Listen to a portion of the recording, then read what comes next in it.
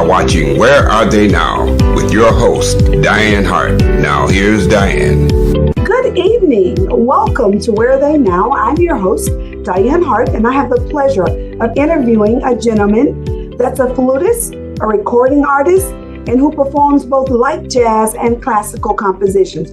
Good evening, Mr. Zonjic. How are you? I'm doing very well. I love the name of your show, Where Are They Now? I can tell you this. Right now, I'm in Canada because my primary home is in Windsor, Ontario, right across from Detroit. So it's a pleasure to be on your show. Thank you. It's absolutely a pleasure for me to have you on your show. So where are you originally from? I was born here in Windsor. I'm in Windsor, Ontario today. So I was born here. And obviously my proximity to Detroit, which is right across the river, led me to, the greatest music city in the world, as far as I'm concerned. Even though I've been all over America and all over the world, Detroit is where my office has been for 30 years, where I run about 10 festivals, where I do weekly television. They think of it as a suburb of Detroit, even though it's a different country, but it's right across from Detroit. It's literally, my office is 20 minutes from my house.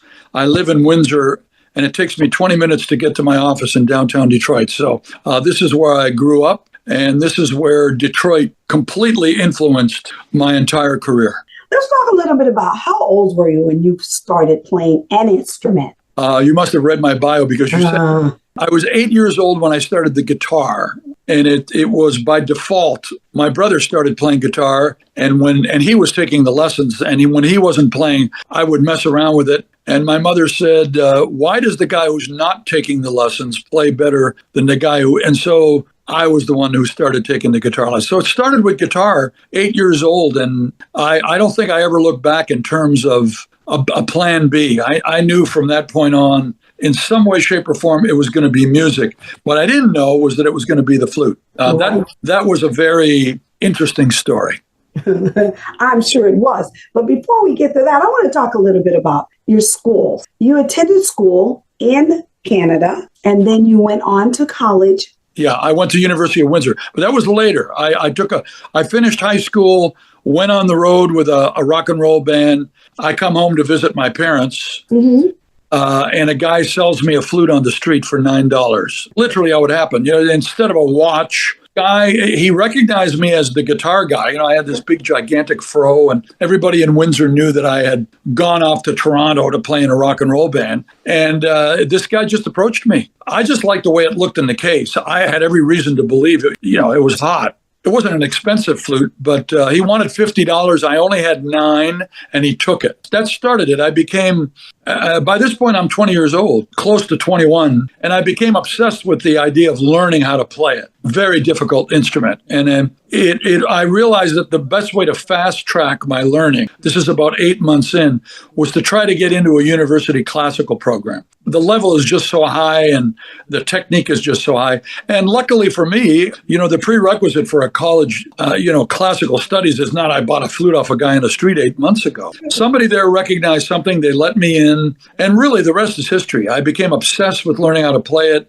I started to study with the Detroit Symphony flute players, continued to play my R&B and whatever that was with guitar, but the flute became all-encompassing. I loved the classical repertoire.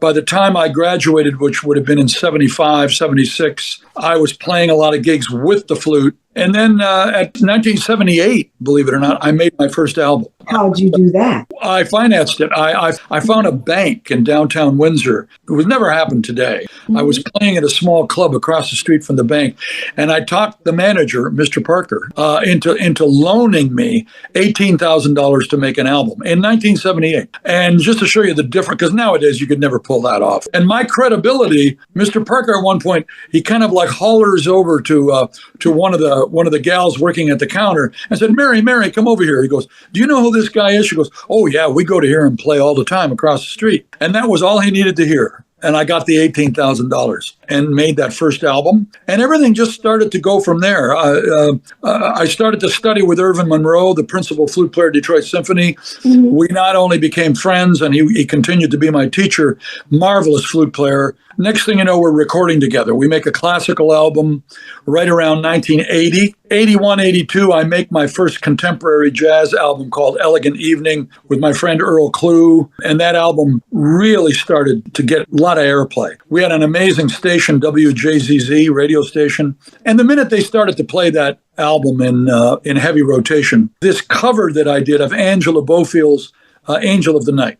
Mm-hmm. It was this arrangement I did, and it really hit a nerve. So that's around 81. Late 81, 82, the next famous story happens. This one is every bit as big as the $9 flute story. Finally get into Baker's Keyboard Lounge, this famous jazz club, and Bob James is in town playing at the Royal Oak Music Theater, and someone talks him into going to Baker's because he says, there's a flute guy in there you need to hear. And I'm in the middle of my set, and I look in these mirrors in the club. There's Bob James, and he came in, sat there, listened to the whole show. I played a lot of his songs. I loved his. Mm-hmm. On all of those early Bob James records, he had Hubert Laws on those records, arguably the greatest jazz flute player, I think, ever. And so I was playing all of these Bob James songs that Hubert played. And when I finished that set, I went over and Bob said hello. And he said, hey, of course, I'm in awe. He had already made those first great records, Feel Like Making Love, Westchester Lady had already come out. And he comes over to me after I finished my set, and he says, this spring, we're getting ready to do a West Coast tour,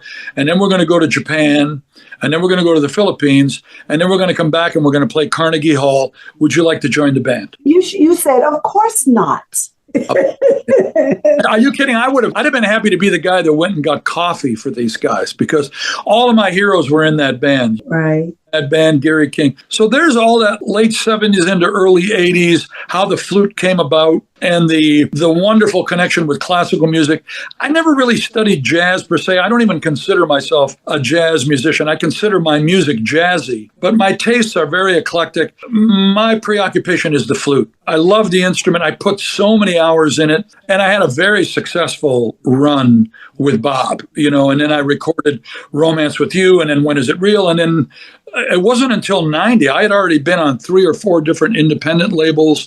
I'd already made about 5 records. And it was 90 when I signed with Warner Brothers, and things started to happen. I made 2 records for Warner Brothers. Then I made 3 records for Heads Up. I'm still getting away with this. That's awesome. Absolutely phenomenal. That's why you're still getting away with it. I'd like for you to tell us a little bit about who influenced you the most, do you think? Well, it was a whole group of people. When I first started the guitar, of course, if I go back to those early days, obviously everybody's life changed when they saw the Beatles on Ed Sullivan. That was, I got to be a rock star, And so there was always those phases and those influences. But certainly early on, Irvin Monroe from the Detroit Symphony would have been a major, major influence on me, where I made quantum leaps as a player. And then Bob James was just, can't even begin to tell you how lucky I was to, nobody needs a flute player. And I'm going to explain this to you. When people put bands together, they need a guitar player, they need a bass player. Nobody sits at the kitchen table going, who are we going to get to play the flute? Flute is very much a specialty instrument. Right. I was just lucky with Bob that he made those great records with Hubert, and that he just recognized something. And then later, I even influenced Bob into doing some classical music with me, and which he still does. He's 85 and he's still touring. All of those early influences, and then listening to those great musicians like Hubert Laws, getting to meet Kirk Whalum, we became big friends. We started to tour together. Earl Klugh was from Detroit. He would come into clubs all the time to hear me play. He was a big influence and a big supporter. And then there's Jeff Lorber, who now we're great buddies. We tour and record together. Then James Lloyd from Pieces of a Dream, who I just got back from Portugal with, last week. It's all of those folks. And in the middle of it all, there's me, the Serbian flute player from Canada, who really is more a classical player than anything else. For whatever reason, my music and my whole persona has always hit a huge nerve with my audience. My audience is 80% African American, and my audience is 50 to death. I have 90-year-olds that come to hear me play. So that's my demo. And in being near Detroit, where I grew up as a kid with Motown, and then later, of course, with Anita Baker, who I got to know real well, of course, Aretha, and then Diana Ross, and then Bob Seger and Eminem. And you can only imagine, I always love to reinforce this. Detroit is the greatest music city in the world, as far as I'm concerned. I absolutely believe you and agree with you. I've had an opportunity to go to Baker's. I love Detroit. I always say, is everybody born in Detroit a musician? What happened? What did they put in the water? How could so many people come out of one particular state? Well, that's a wonderful question, and you have to ask yourself. You look at the phenomenon of just Motown alone, Right. I mean, I know Martha Reeves really well. I love doing shows where I incorporate a Motown, and I got to know Duke Fakir from the Four Tops really well. If you're part of this music scene, you're going to run into these people. I've done videos where we're on the front lawn of Hitsville, USA. I don't know what's in it. I think it's working class. It's hardworking city.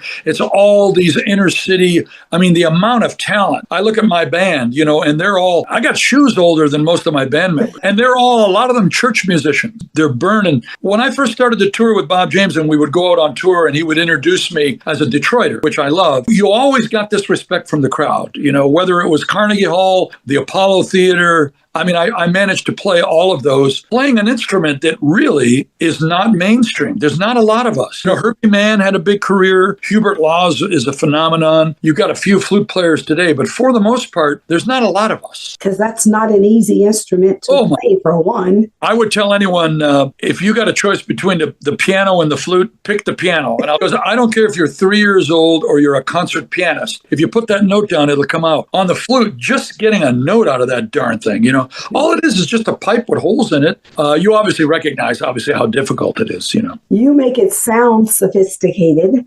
and sound so beautiful. So, hey, everybody thinks, oh, I can do that.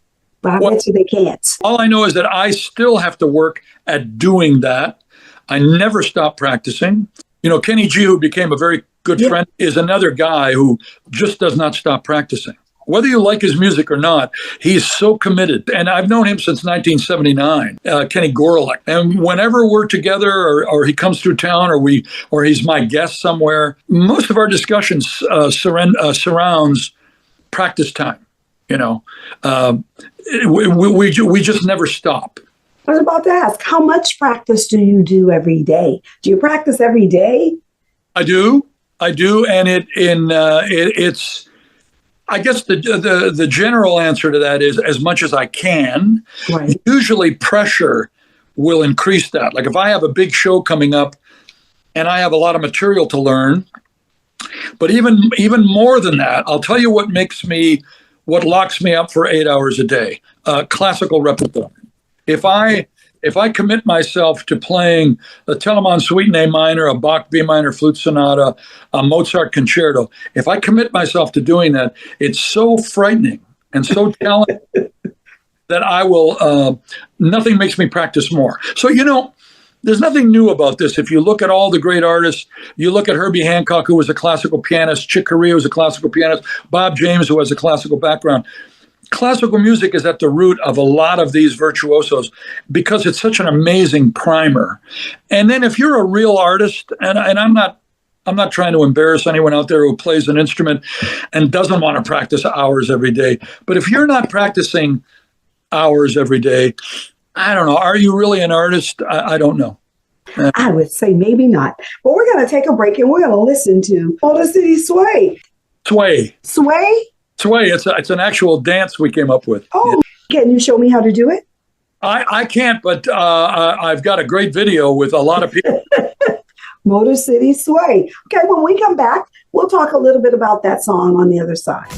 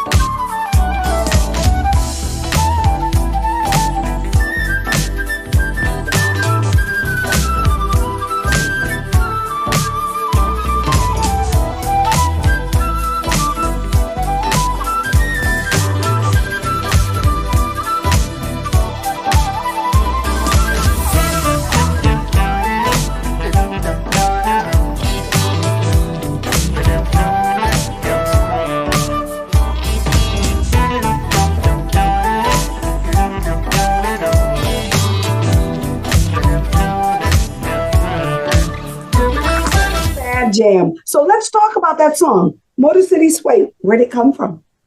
There's a great story with this song because, when COVID happened, it was really challenging for all of us as artists because all of a sudden we're not performing. All of a sudden we're wondering, should I make another record? Will it even come out? So I was working on my last album, Playing It Forward. And then all of a sudden the pandemic hits. And while we were recording that, my friend James Lloyd, who's an amazing keyboard player from Pieces of a Dream, and Jeff Lorber sent me recorded and produced 10 of the songs on the new record, and James Lloyd did one.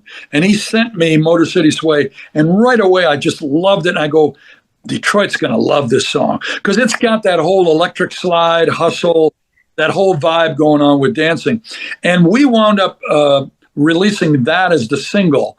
And then in the middle of COVID, with people with masks on, we do this video of people dancing the Motor City Sway.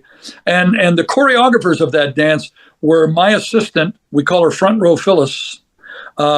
Phyllis is from Toledo, and James Lloyd's wife, Lady T. So Lady T and FRP, Front Row Phyllis, coordinated and choreographed this dance.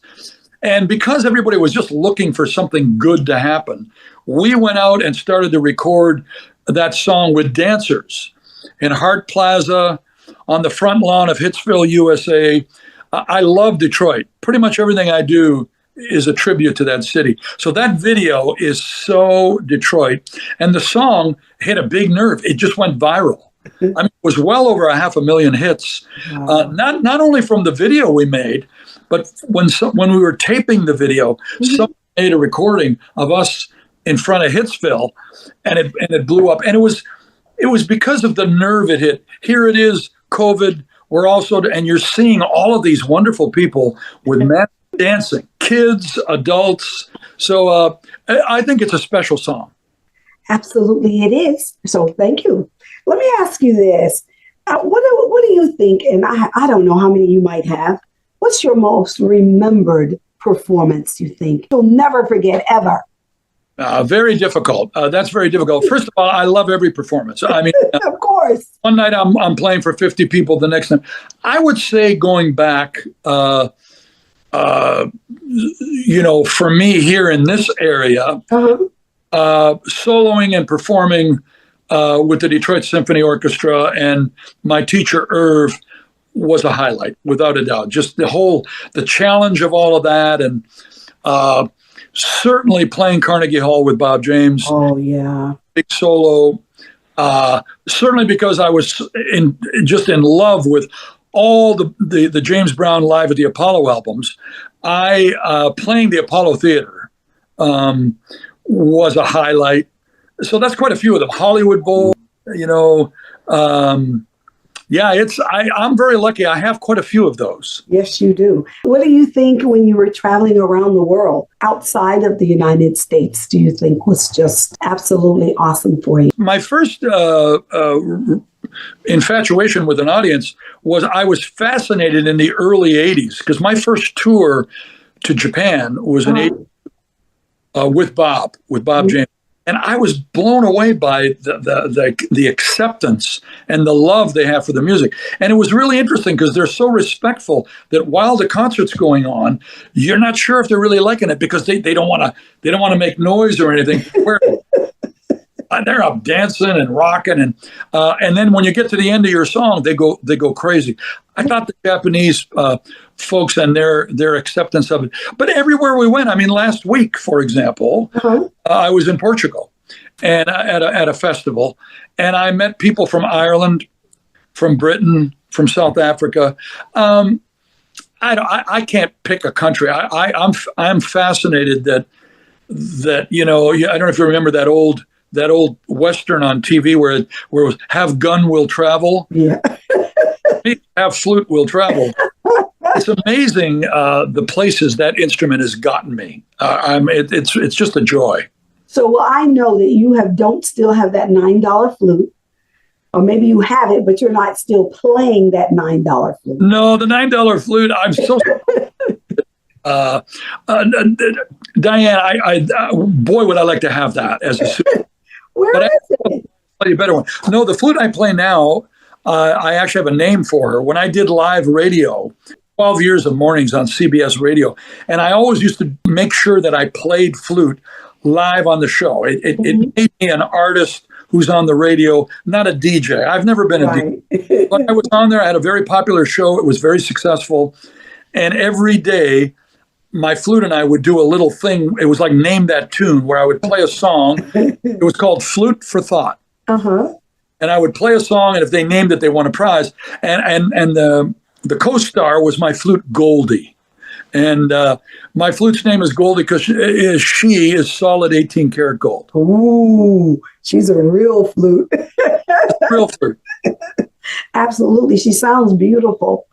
I appreciate it. The sound she makes are beautiful, and I'm sure she looks absolutely beautiful. Well, not to mention, I'm not doing what I do into that flute on a flute named Bill. I can tell you that. It's going to be she. Oh, that's right. This is a very intimate relationship, Yep.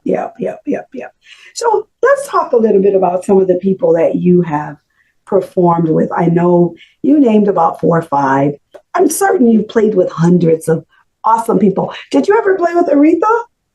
No, I will. My Aretha stories, and I have quite a few, because at one point, along with everything else that I did in Detroit, radio and TV, I'm a partner in a really amazing supper club called Seldom Blues. And it was right downtown. It was really cool. And one of our regular customers was Aretha. And she had her own table. And of course, it was always just a joy when she came in. And she's listening to you. I remember one New Year's Eve, she's there.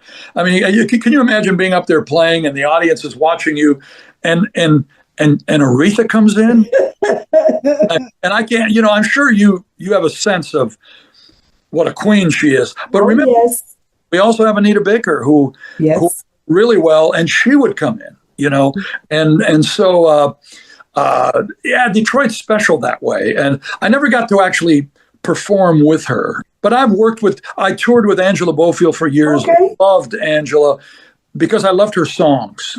What I love as a flute player is melodies. I love beautiful melodies. Mm-hmm. I don't mind improvisations. I don't mind technique. Mm-hmm. I don't mind dazzling people with flutter tonguing and triple tonguing and all that. But for me, playing a beautiful melody is everything. And so Angela had beautiful melodies. Under the Moon, Over the Sky, Angel of the Night, This Time I'll Be Sweeter, I Try. So we had a wonderful relationship for years. Loved working with her. And then there's all those instrumental artists. I mentioned Earl Klugh. Mm-hmm. Jeff Lorber is a huge supporter now and works with me a lot.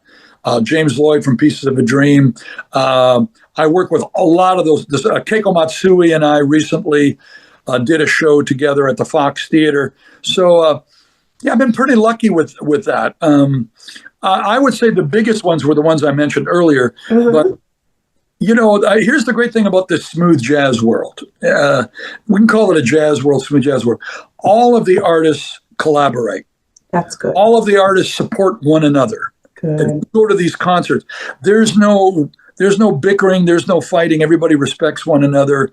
And I don't care if you're Kenny G, Right. if you're Jeff Kashawa or Kim Waters, and there's a big gap there. Kenny has 5 million records. In the end, we're all just we're all people playing instrumental music, and we all have this little feeling that we're getting away with something.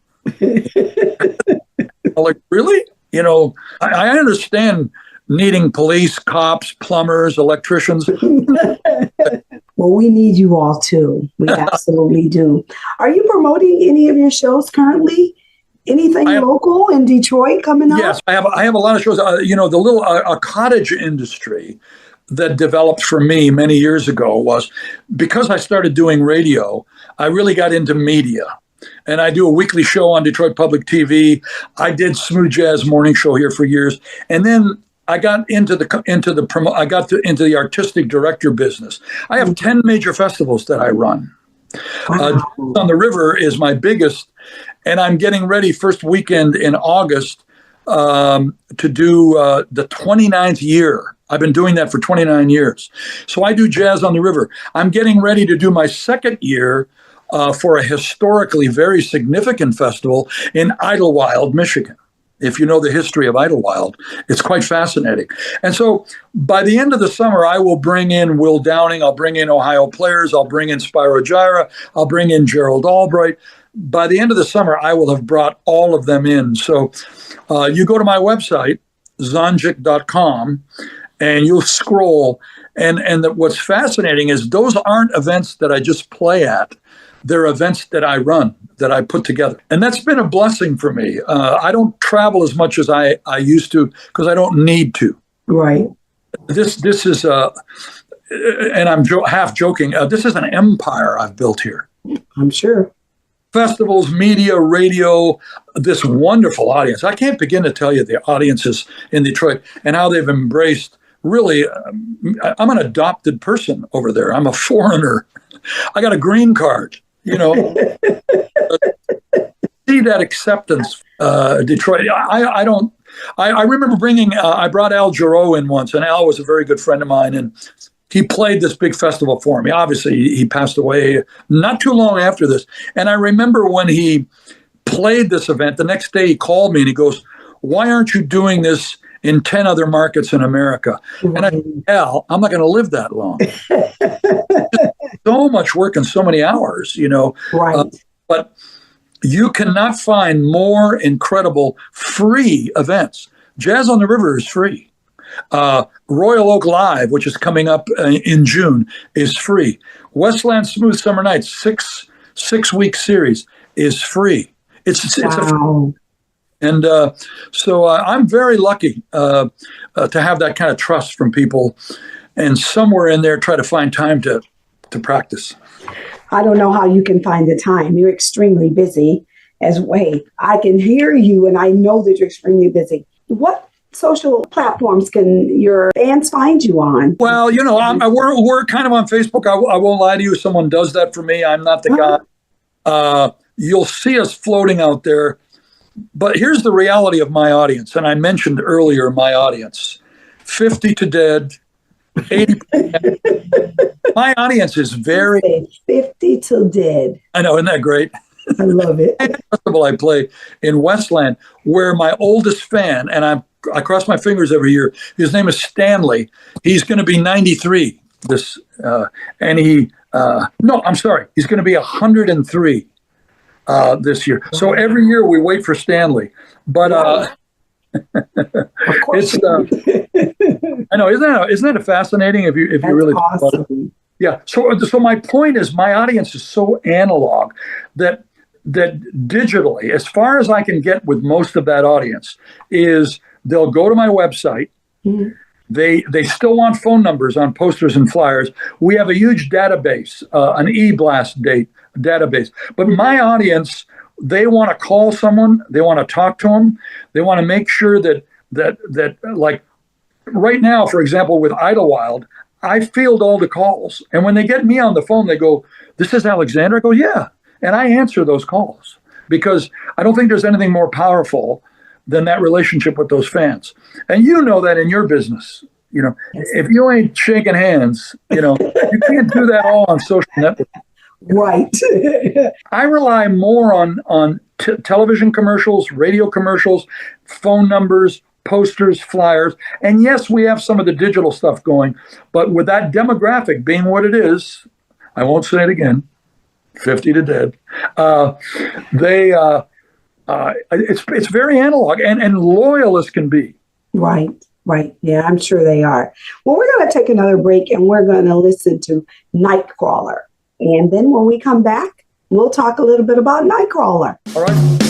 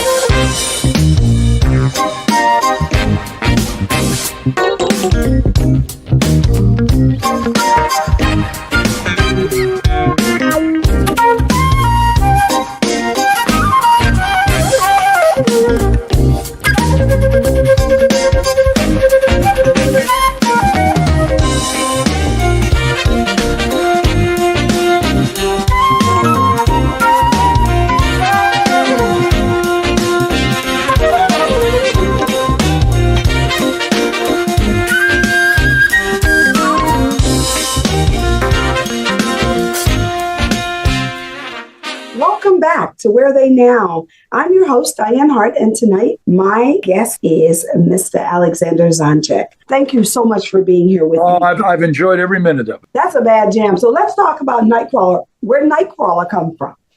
Well, Nightcrawler is a tribute. If you go back to what some people consider the heyday of this contemporary jazz thing, before there was smooth, you get into the late 70s, into the early 80s, and you start to see Bob James, Earl Klugh, Grover Washington Jr., Chuck Mangione, Ramsey Lewis. They were all making these beautiful contemporary jazz records. You still had the great jazz being played. You still had Keith Jarrett's and Chick Corea's. You had that. But you started to hear this music that was a little more accessible to an audience, a little more contemporary, in some cases even covers. Bob James's first hit was a cover of Feel Like Making Love that Roberta Flack had such a big hit. And that was his big hit. Coming out of that era, I remember Nightcrawler. It was a Bob James song. And I loved the groove. I think he was arguably so far ahead of his time. If you know much about the fact that he's been sampled so much by all these rappers, you listen to those early grooves, you can make a case that that's like hip hop before it was invented. So I loved this song. And when we were putting the new record together, Jeff Lorber, who obviously is an amazing keyboard player and also a Bob James fan, put that arrangement together. And so for me, that's a tribute to Bob, and live it kills every time. I'm sure it does. Let me ask you this. If you could give some advice to some of these up and coming young people, some are middle-aged, some are 50 to dead too, still entertaining. That's good that you stole that. It's good. It's funny. I like that. What would that be? What kind of nuggets would you drop for some of these people? Well, I've worked with so many young musicians. First of all, there has to be a work ethic there. It's all hard work. When I used to teach, I would have naturally gifted kids that would come in and not really work very hard and have so much natural ability. And then I would have these, like me, because I never had a natural aptitude. Believe me, it's all work. And then I would have these young kids. And in the end, the one with the passion, the one with the work ethic always wins out. You might be the number one guy in your elementary school or your high school. You might be really hot on campus. But when it comes to those higher levels, if you don't develop a real work ethic and you don't study, personally in Detroit with so many talented people, I find natural ability is two things: overrated and a liability. And the reason it's overrated is because it'll only get you so far. And because it came so easy, you never felt the need to study. So I would definitely get a foundation. Saxophone players and flute players come to me and I go, study flute for the sake of learning the instrument with a classical flute player, because there's where you're going to get the real technique. Study jazz with any great jazz musician, preferably even a piano player. So when you go to your lessons, you're learning that jazz with someone that can lay those chords down, And then in the end, you got to love this. Liking it is not enough. You want to do root canals all week and then play. And I think there's credibility to that. I do, because I know a lot of hobbyists. Right. Being a hobbyist and being an artist are two different things. And then the other category, and I don't want to be derogatory, there's certain people you hear play, and my friend Jeff Lorber, he says, that's what you call a flute owner. They just own an instrument, You know what? It's a big commitment. And if you love it, it'll come back. And it's never about money and fame. Right. You don't chase those. You chase the art. And if you chase the art and you succeed, those two things will come. I'm not rich. I've just made a really good living. That's all. I'm just very lucky. We're not pop stars. A 74-year-old Serbian flute player from Canada. Who needs You're a pop star, and you know that. Well, I appreciate that. You are just a legend in your own time. So what do you think has kept you in this space all these years with all this practice and all this travel? What keeps you so true to your flute? Yeah, it's passion and love of what you do. I had no idea. I joke with a lot of people that if I wouldn't have bought that flute, that I would have been a famous rock and roll guitar player, and maybe I would have been. But the flute really did take off. I still play guitar, by the way, in my show. It's always a dream. But no, I would say without a doubt, it's the passion and the work and the love of the music. You stay motivated because of your passion and your love for what you're doing. But the other thing that's really been fun for me is becoming an artistic director, developing this relationship with these fans. It's amazing to me how much the music means to them. If you take Jazz on the River, for example, 29 years of doing a festival, and I walk out into that crowd, and it's, maybe I am a pop star, but I walk out into that crowd, and you'll see someone coming over to you with a T-shirt, with a picture of someone on the T-shirt, and they'll say to you, this is my husband. He passed away 5 years ago. We've been coming to hear you our whole lives, that kind of a thing. Or someone that says to you that, my aunt Mimi died, and we played your music during her. I mean, imagine how profound that. So tell me that wouldn't keep you going. And then, is it fun? Of course it's fun. And if you love people, my son, who's an actor, I think his business is tougher than mine. He's in the graduate program at NYU in New York. And I think he's got the same bug, only for acting instead of the flute. Just loves it. There's no plan B. I've never had a plan B. I'm not capable of doing anything else. I have one skill set. Don't ask me to change a tire. I'm sure you can do a couple of other things. I don't, not too many. You just don't wish to do any of those. Well, that might be. I think there's some people around my house here that will say exactly what you did. He just doesn't wish to do it. Exactly. I'd also like to ask you a little bit about, you told me that you have the festivals, but are you doing any live shows yourself in any of the clubs in Detroit, like the Fox or? Yeah, we did the Fox recently with Keiko Matsui. There's a wonderful new place in Rochester, Michigan called the Roxy, where I'll be playing coming up. We just finished doing a Mother's Day show at another club called the Kaju Cafe. Last night we were at the Steinway Gallery in Commerce Township. We've got a beautiful club. It's my favorite now to play in Detroit. A real upscale. So familiar to me. It's called the Grosse Pointe Jazz Cafe. We got that coming up at the end of the month. I'm very lucky. I have a lot of work. Keeps you young and vibrant. Well, I think it does. I'm doing television. When your teeth fall out and your hair's all gone, you're going to stop doing television because you don't have any hair? You can buy you some teeth. Well, good point. Well, you can buy some hair too, I guess so. And there's absolutely nothing wrong with that. Yeah. I agree. I can only imagine what having a career like you have had, the influence that you have had on so many young. They are younger. My current band is an amazing young drummer, Jeff Kennedy. He's a church guy, and he plays with a lot of great people. Mike Harrington, my bass player. I got a new young guitar player from Belarus. He's from Russia. Incredible guitar player. Couples, Funny you said that. How about I had James Carter on the paper because I was going to ask you about him. I actually got an opportunity to see him some months back. Now, Neighbors, I've interviewed the man. If you saw him live, you probably saw Gerard Gibbs on the keys. Okay. Yeah. Okay. Oh, James Carter it's a different kind of music than mine, but I certainly admire it. At the Fox, my memory serves me right. That's why I'm at a dinner club. Is there any chance it was Cliff Bell's? Does that sound familiar? That's where it was, Cliff Bell's. That is correct. Well, but Misty Love is my cousin, and T. Pablo is who I'm engaged to. Oh, yeah. Well, it's funny you bring him up. Do you know who the guy was that posted that? You know what, he said that, and I forgot about it. He did. He was like, I didn't know who he was. I didn't know who he was. And next thing you know, we're getting hit after hit show at one point during that time. Yeah. Uh-huh. So I see your connection. He plays harmonica, but yes, that's how I know about Detroit. Yeah. So I'm always in Detroit quite often. Oh, good for you. And walk right into The Last Temptation or to the Dramatics or to people who I've seen on television. Yeah. And they say hello. And I've interviewed a ton of them. So I've gotten to. Oh, that's so cool.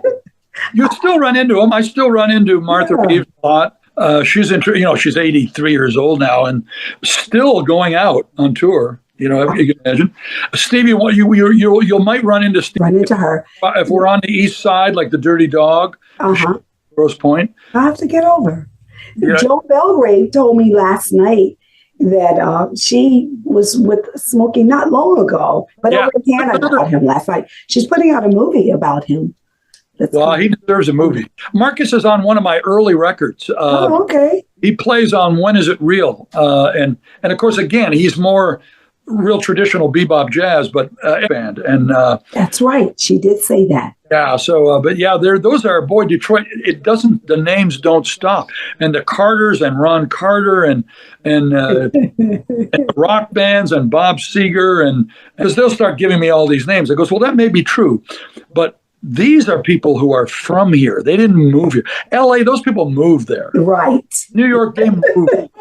These are Detroit. These are Detroiters. Many of them. Right. Yeah, it's been a phenomenal opportunity just to be able to speak to you in person. I've heard so much about you. Thomas said to me, you got to call him. You must interview him. He's a good guy. Detroit, along with all the people, there's always somebody promoting something, whether it's Joan or it's Thomas, or coming up in October, believe it or not, I'm in a play at Music Hall called One Harlem Night. Oh. It's great because it features all these really big African-American young actors. There's this flute guy in there. I did the play once before at the Fisher Theater. It was just so cool because all I do is at one point there's a nightclub scene and I walk out on that stage and I play one song and it kills everybody. And then I walk off the stage and the rest of these people are working so hard all night. And I only in Detroit would people who are producing a play like that say, hey, we got to get that Greek Serbian flute guy from Windsor. I'm very lucky. I've been adopted. I know that's right. And so have I. They treat me wonderful in Detroit. And I've been blessed that I've probably interviewed about 30 people out of Detroit. Oh, good for you. Or more. I mean, every week I'm on every Thursday. So right. For the past year. So how many Thursdays? Well, Martha would be an interesting interview. I know. I reached out to Martha just a few weeks ago. So we're working on trying to get she's at an age now where I booked her last year at my Idlewild Festival. Mm-hmm.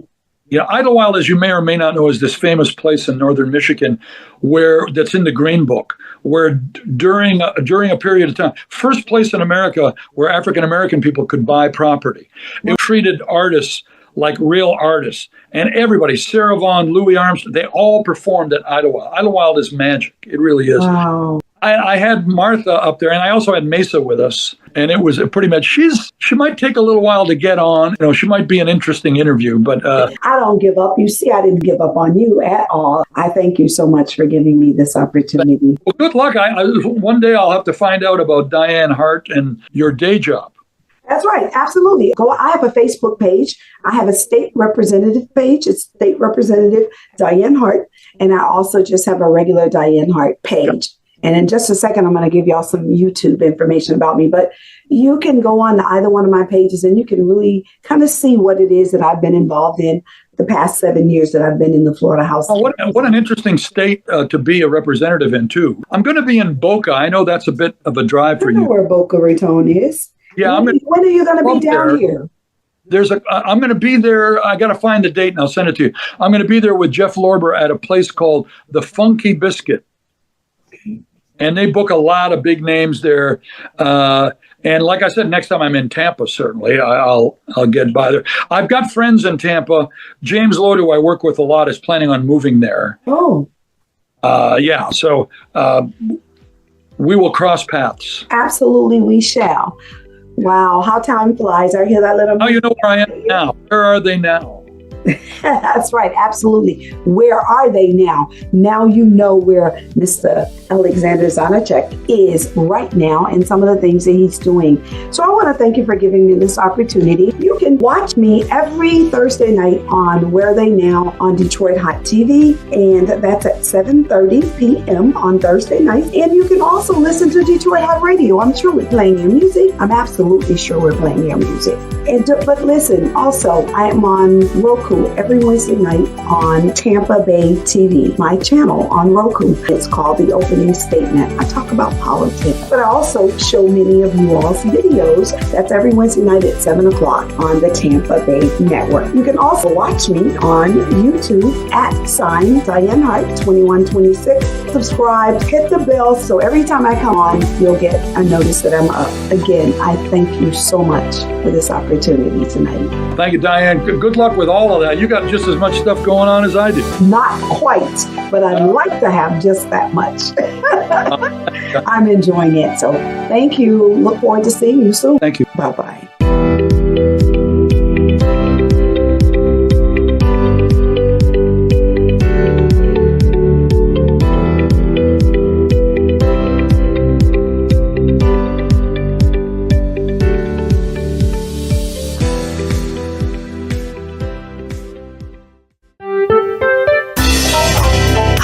This is Dianne Hart. Be sure to catch my shows as we interview politicians and special guests on Wednesdays at 7 p.m. on The Opening Statement, the Lit TV network on Roku. Also, watch Where Are They Now as I interview entertainers of yesterday and today at 7:30 p.m. Detroit Hot TV on Facebook. Thank you.